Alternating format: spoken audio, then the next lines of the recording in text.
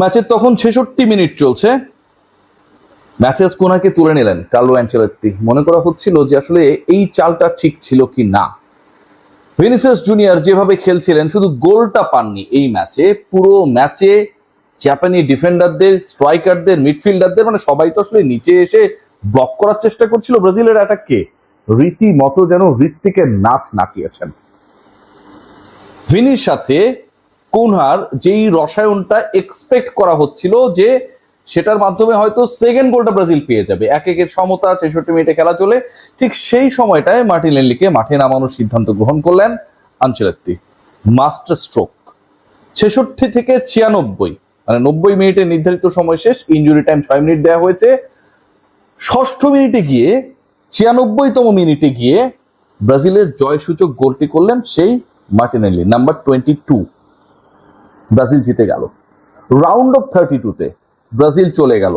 Japan, যাদের টার্গেটটাই ছিল শেষ পর্যন্ত ম্যাচটাকে এক্সট্রা টাইমে নিয়ে গিয়ে তারপরে হয়তো তারা অ্যাটাকের পরিকল্পনা করবে, তার আগ পর্যন্ত যেভাবে লো ব্লক চালিয়ে যাচ্ছিল, 10 জন ফুটবলার মোটামুটি গোলকিপারের সামনের যে জায়গাটা রয়েছে ডি বক্সের ভেতরে পালে ঢুকে গিয়ে যেভাবেই হোক ব্রাজিলের অ্যাটাককে প্রতিহত করবে, সেই পরিকল্পনা ভেস্তে গেল। ব্রাজিলের এই জয়, মার্টিনেল্লির জয়সূচক গোল, জাপানের এগিয়ে থাকা, নেইমারের মাঠে না নামা আজকের এই ম্যাচটাকে অত্যন্ত রোমাঞ্চকর করেছে। আমি যখন এই ম্যাচটা দেখছিলাম তখন সোশ্যাল মিডিয়া স্ক্রল করে দেখছিলাম যে আসলে ব্রাজিল গোল খাবার পরে ঢাকা ইউনিভার্সিটি টিএসসিতে মোটামুটি একটা আনন্দ উৎসব তৈরি করেছে আর্জেন্টাইন সাপোর্টাররা। বাট ব্রাজিলের এই জয়টা পুরো বাংলাদেশের অর্ধেক মানুষকে বিশ্বকাপ থেকে সরে যাওয়া থেকে বাঁচিয়েছে। বাংলাদেশ মানে আর্জেন্টিনা, ব্রাজিল, এবং এই জয়টা খুব বেশি দরকার ছিল। যাই হোক, মেইন প্রসঙ্গে যদি আসি, আজকের ম্যাচটা আসলে যতটুকু ব্রাজিলের শেষ মুহূর্তের আনন্দময় ছিল, তার থেকে শুরুটা ছিল অনেক বেশি জাপানের আধিপত্যের। 29 মিনিটে ওই যে বললাম যে লো ব্লক করে খেলছে জাপান, তাদের 5-4-1 ফরমেশন, মানে যেভাবেই হোক কোনোভাবেই যেন আসলে গোল না করতে পারে ব্রাজিল, ভিনিরা যেন শেষ পর্যন্ত আক্রমণে গিয়ে সফল হতে না পারে, সেই পরিকল্পনা আজকে মাঠে নামা।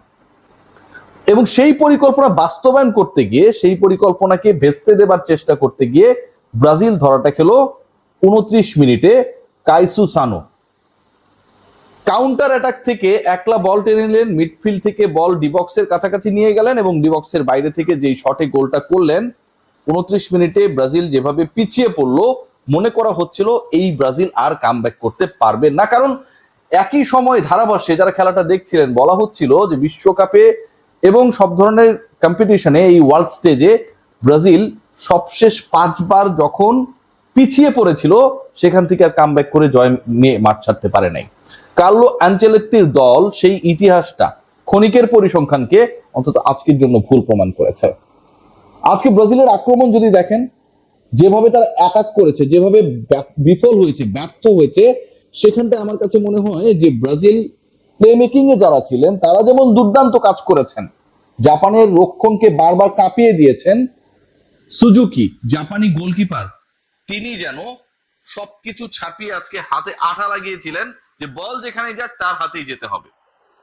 52 থেকে 56 মিনিট পর্যন্ত সেকেন্ড অর্ধে যখন খেলা হচ্ছিল, যেভাবে অ্যাটাক হয়েছে, একবার এমন অবস্থা ক্রিয়েট হলো যে সুজুকি বল ক্লিয়ার করতে গিয়ে ফাইট মিস করলেন, গোল পোস্টে কোনো কিপার নেই, 2 জন ডিফেন্ডার 2 বার প্রচেষ্টা করে ব্রাজিলের ওই ফাঁকা গোল পোস্টে গোল করা প্রতিহত করলো। থার্ড টাইম যখন সেই বলে হিট করা হলো, সেটা উপরের বারে লেগে চলে গেল। এরপরে বেশিক্ষণ অপেক্ষা করতে হয়নি, ক্যাসেমিরোর গোল, দারুণ হেড, ব্রাজিলের সমতা। এবং এর 2 মিনিট পরে ভিনিসিয়াস যেভাবে সবাইকে নাচালেন, 58 মিনিটে ঘটনা সম্ভবত, বল পায়ে নিয়ে ডিফেন্ডারদেরকে ঘুরিয়ে পরবর্তী সময়ে আরো 3-4 জন ভেতরে প্রবেশ করলো, ভিনিসিয়াস তাদেরকেও কাটালেন, বল মারলেন, শেষ পর্যন্ত সেই বল পোস্ট বরাবর গেল ঠিকই, সুজুকির হাতে টাচ করে আবারও বার পোস্টে লেগে গোল হলো না। আজকের এই ম্যাচে যদি ম্যাজিশিয়ান কেউ থাকে, সেটা আমি ডেফিনেটলি বলবো যে ক্যাসিমিরো না, মার্টিনেলি না, ইভেন কার্লো অ্যানচেলত্তি না, ভিনিসিয়াস জুনিয়র। গোলটা শুধু পান নাই, কিন্তু তিনি আজকে যেভাবে জাপানকে টাইট দিয়েছিলেন এবং তাকে মার্ক করতে গিয়ে যেভাবে বারবার বিভ্রান্ত হয়েছে জাপানের ডিফেন্স লাইন আপ, তাতে আলটিমেটলি ওই গোল দুটার সুযোগ ক্রিয়েট হয়েছে। আপনি খেয়াল করে দেখবেন যে লাস্ট গোলটা হলো মার্টিনেল্লি, তিনি 2 ডিফেন্ডারের মাঝে যে প্লেসটা ক্রিয়েট করতে পেরেছিলেন, সেটার মূল কারণই কিন্তু সবার টার্গেটে ছিল ভিনিসিয়াস জুনিয়র, তাকে ঠেকাও। এই যে ভিনিকে ঠেকানোর জন্য আরেকজনকে ওপেন করে দেয়া এবং সেই ওপেননেসের সুযোগটা নিয়ে মার্টিনেল্লি 96তম মিনিটে যে গোলটা করলেন, আলটিমেটলি কিন্তু সেটাই আজকের ম্যাচের ডিসিশন মেক করলো। ব্রাজিল আজকে যে খেলাটা খেলেছে আমার কাছে মনে হয় যে অনেক ছন্দবদ্ধ ছিল। প্রথম গোল খেয়েছে অ্যাটাক করতে গিয়ে, জাপানের টার্গেটটাই ছিল অনেকটা ইতালিয়ান স্টাইলে, আসো আমাদের অ্যাটাক করো, কাউন্টার অ্যাটাকে যখনই সুযোগ পাবো আমি ভরে দিব। সেই সুযোগটাই কাজে লাগিয়ে আলটিমেটলি তারা লিডটা নেয়। তবে যেই পরিকল্পনায় জাপান শেষ পর্যন্ত আসলে গিয়েছে এবং শেষ মুহূর্তের গোল খেয়ে ব্রাজিলকে এই ম্যাচটা হাতছাড়া, মানে ব্রাজিলের কাছে হাতছাড়া হতে দিয়েছে, সেটার মেইন রিজনটাই আমার কাছে মনে হয় যে অতিরিক্ত ব্লক করার প্রবণতা এবং যেভাবেই হোক এক্সট্রা টাইমে পরের 30 মিনিটে ম্যাচটাকে নেয়ার একটা চেষ্টা।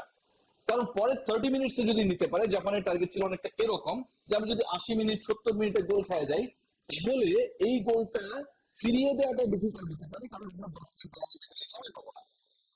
তারপরে দেখুন তাদের যে ডিফেন্সিভ লাইন আপ, যেটা প্রথমার্ধে যতটুকু ডিফেন্স করেছে ওই 5-4-1-এ, দ্বিতীয়ার্ধের মোটামুটি মাঝামাঝি সময় স্পেশালি হাইড্রেশন ব্রেকের পরে পারলে সবাই এসে ডিবক্সের আশপাশে ব্রাজিলকে প্রতিহত করে।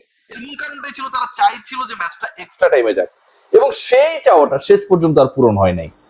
এক্সট্রা টাইমে যাবার মাত্র 1 মিনিট আগে যেই গোলটা মার্টিনেল্লি করলেন, সেটাই আলটিমেটলি জাপানিদের স্বপ্নভঙ্গের কারণ হিসেবে পর্যবসিত হয়েছে। আজকের এই ম্যাচে আমার কাছে মনে হয়েছে যে Brazil actually played very very good game. জাপানও অসাধারণ খেলেছে, বাট টপ 16-এ ব্রাজিলের যাওয়াটা খুব গুরুত্বপূর্ণ ছিল। ধরেন আজকে যদি ব্রাজিল আউট হয়ে যেত, ব্রাজিল যদি জিতেন না পারতো, আই এম আর্জেন্টাইন ফ্যান, এই যে ভিনিসিয়াস অসাধারণ খেললেন, অ্যানচেলত্তি অসাধারণ ট্যাকটিক্স এর অ্যাপ্লাই করলেন, ইভেন এই দলটা গ্রুপ পর্বে প্রথম ম্যাচটা দ্য ওয়ে দে স্টার্টেড, এরপরে যেভাবে ইমপ্রুভ করেছে এবং সেই ইমপ্রুভমেন্টের নমুনা আজকে আমরা পেয়েছি যে উইদাউট নেইমার আজকে তারা জাপানকে হারিয়েছে।